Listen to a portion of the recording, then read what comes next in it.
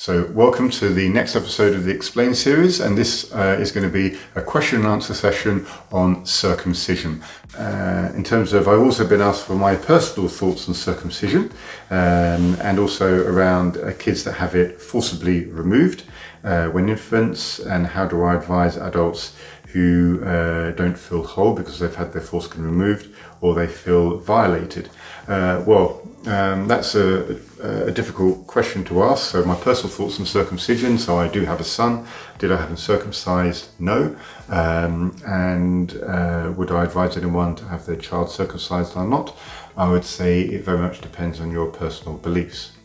And so this is, I know in America there is a strong force behind stopping circumcision in men, or genital mutilation, or male genital mutilation. And there's lots of individuals who say they have been violated by this, so they don't feel whole. Generally, when an individual has those beliefs as an adult, something has happened to them as a child, and something a little bit more than just losing their foreskin. Look, when babies are born, you don't come born with prejudice. You don't come born with any kind of racist beliefs. You don't come born with any prefixed ideas. Babies are not fearful, and they don't feel scared, and they're generally worried.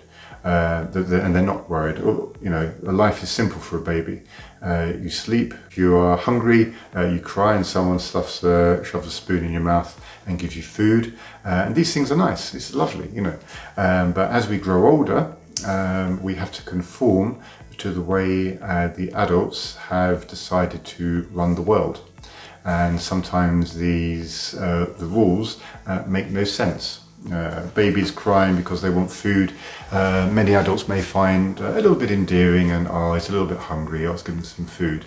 But when I'm an adult and if I start crying because I'm hungry, I will be thrown out the restaurant, or worse, you know, who knows.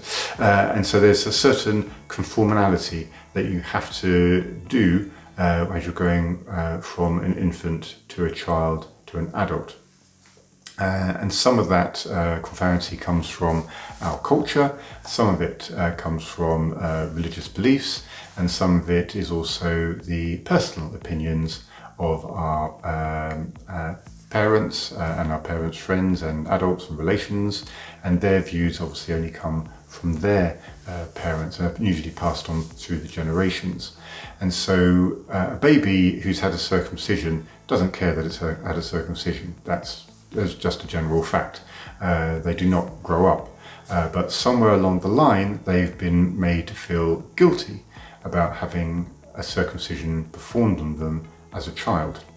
And so what I would suggest is, if an individual feels violated because they had their foreskin, I've heard the words, ripped away from them as a baby, and they feel violated because of it, I would say what has happened in their life to make them feel that way, to make them feel violated. Is it the mum or one of the parents took their child to have a circumcision, whereas the other parent disagreed, and the parent that disagreed has never quite let this thing lie, and it always comes up in arguments, and so the child hears that, oh my God, I've been violated, when in fact they've just had a small procedure and there should be no real overhang to this.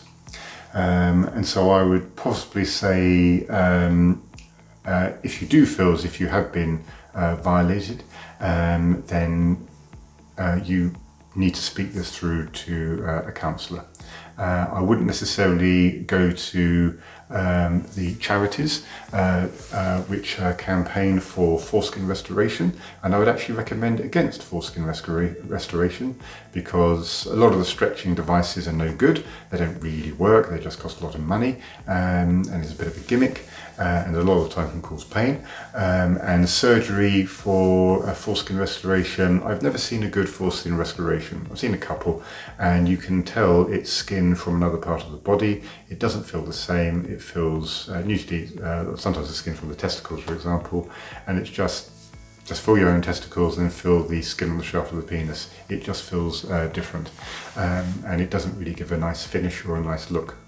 And we're all born with different things wrong with us, and I think we have to learn to try and accept what has happened. You don't necessarily have to agree with it, so there's a difference between agreeing with it and there's a difference between forgetting it. Acceptance means I don't have to agree with something. So when my father died, I obviously disagree with my father dying, but I've come to accept the passing on and to celebrate the journey I've had with him. And accepting is very, very different from forgetting. Okay, this is a method of moving on with certain aspects of your life. So if you've had your foreskin removed and you didn't want it done because you was never consulted because you was a baby, yes, it's unfair. Accept it, speak to various people about it, speak to counsellors about it, because you may not be at the acceptance stage, but over time you will need to accept what has happened. Not forget, but to accept, and that will enable you to move on. And if you have children as well, you can also then decide not to circumcise. One other thing I wanted to say regarding circumcision is for those individuals who are thinking about circumcision for a appearance, they just say you want cosmetic surgery done on your penis.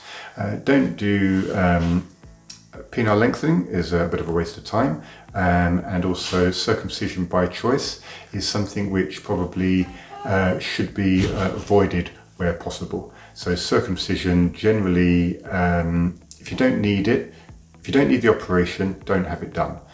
I've seen awful cosmetic surgery from lip fillers, breast implants, butt implants, and other genital surgery being done, and it's a waste of time and a waste of money, and I really would advise not to do it.